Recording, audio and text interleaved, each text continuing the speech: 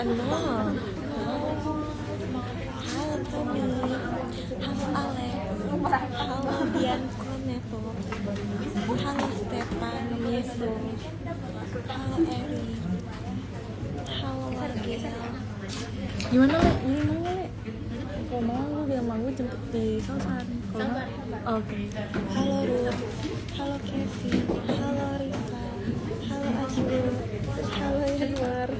Halo Vincent. Halo Dika. Halo Kai Baby. Halo Syabira. Halo Dian Corneto. Halo Bulban. Coba kalau nggak pakai kacamata buta. Enji Ada bisa tebak gak Sausan cowoknya siapa? baca. Inisial. Semester 5, semester 2 kita 2. Sausan sukanya daun salam guys.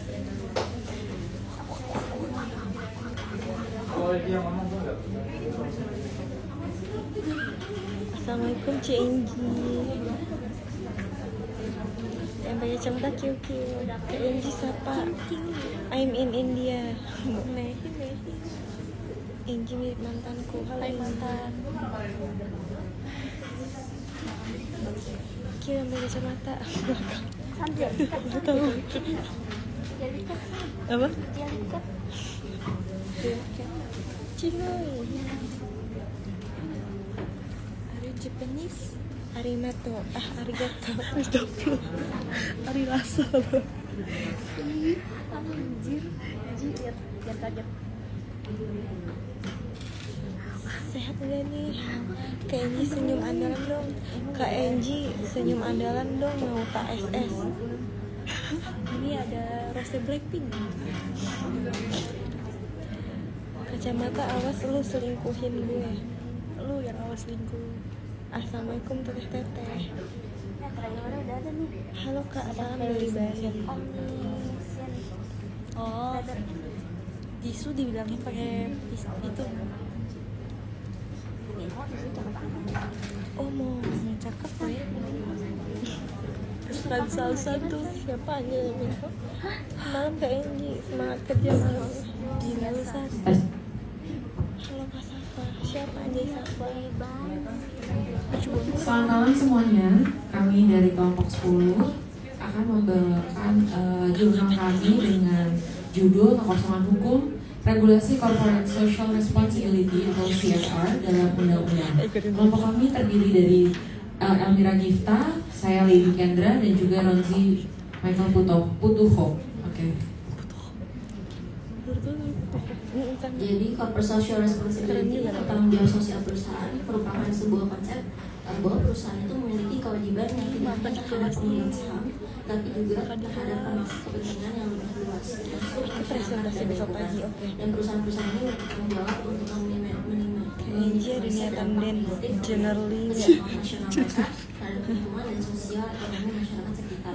Sebagaimana tertulis dalam Undang-Undang Nomor 40 Tahun 2007 tentang perseroan terbatas, ada pasal 24 ayat 1 yang menyatakan bahwa perseroan yang menjalankan kegiatan usaha di bidang wajib melaksanakan tanggung jawab sosial dan lingkungan. Dengan adanya aturan hukum mengenai CSR bahwa diharapkan akan dipatuhi dan ditaati oleh perusahaan yang bergerak di bidang sumber daya alam, namun pengaturan dari CSR sendiri belum sempurna di dalam perundangan. Hal ini didasari pada sifat dan kewajiban yang seharusnya memiliki sanksi yang jelas, akan tetapi terkait dari pelaksanaan CSR ini belum diatur secara rinci dalam undang-undang perseroan terbatas. Jadi masih terdapat ada kekosongan hukum yang seharusnya mengatur mengenai aturan sanksi terhadap pelaksanaan CSR yang tidak sesuai. Kemudian kekosongan ini mengenai sanksi tidak ada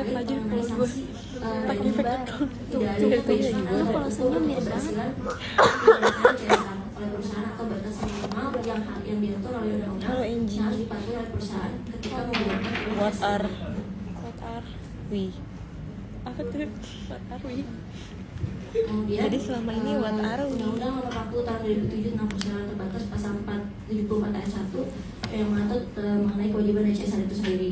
Lalu terkait Terkait sanksi sebetulnya ada diatur di dalam pasal 34 Undang-Undang Nomor 25 Tahun 2007 tentang penanganan modal.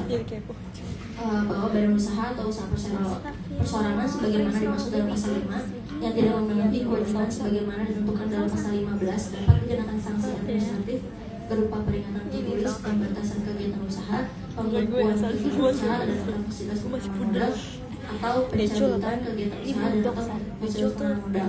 Kemudian sanksi administratif sebagaimana dimaksud pada ayat 1 diberikan oleh instansi atau lembaga yang berwenang sesuai dengan ketentuan peraturan perundang-undangan. Selain administratif, badan usaha atau usaha perseorangan dapat diberikan sanksi lainnya sesuai dengan ketentuan peraturan perundang-undangan. Namun sanksi yang diatur ini tidak secara jelas mengatur mengenai kelalaian perusahaan dalam menjalankan program CSR. Akan tetapi hanya terkait tanggung jawab perusahaan secara general, di mana betul kewajiban CSR adalah salah satu kewajiban yang dimasuk dalam pasal 15 Undang-Undang Nomor 27 Tahun 2007 dan maka sanksi ini berlaku terhadap kelalaian tersebut. Tetapi tanpa regulasi lebih lanjut atas kewajiban dan sanksi dari CSR itu sendiri. Kemudian tidak hanya termasuk terkait sanksi, akan tetapi tidak ada terukur dari suatu keberhasilan atau kegagalan dalam menjalankan program CSR dan belum ada peraturannya yang menimbulkan ketidakpastian dari tanggung jawab ini. Tidak adanya benchmark atau batas minimum sebagai tolak ukur ini menjadi menyulitkan untuk menentukan apakah perusahaan yang lalai dalam menjalankan CSR apabila batas minimum implementasinya sendiri tidak diatur dengan spesifik. Bahwa apakah apabila suatu perusahaan menjalankan kewajiban CSR dengan jumlah uang yang besar misalnya, namun ternyata merupakan hanya 0,05% dari laba perusahaan tersebut. Apakah hal tersebut disebut menjalankan kewajiban CSR karena betul CSR itu dijalankan, atau justru sebagai kegagalan dari implementasi dikarenakan kewajiban ini tidak dijalankan secara proporsional terhadap laba yang dimiliki perusahaan. Dan apabila batasan tidak diatur dengan jelas, maka implementasi itu menjadi sulit.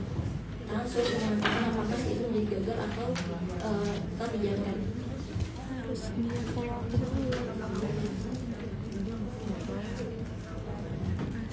Jadi corporate social responsibility itu belum diatur secara rinci terkait sanksi dan rincian cakupan dari kewajiban tersebut dalam undang-undang penggunaan misalnya. Akan tetapi kewajiban dan sanksi dan kewajiban CSR diatur dalam berbagai peraturan daerah dan kewajiban tingkatan usaha, kewajiban dan sanksi diantaranya itu ada peraturan daerah Kabupaten Karawang nomor 7 tahun 2020 tentang tanggung jawab sosial perusahaan, peraturan daerah Provinsi Papua nomor 5 tahun 2012 tentang tanggung jawab sosial perusahaan. Kemudian yang ketiga ada peraturan daerah Kabupaten Papua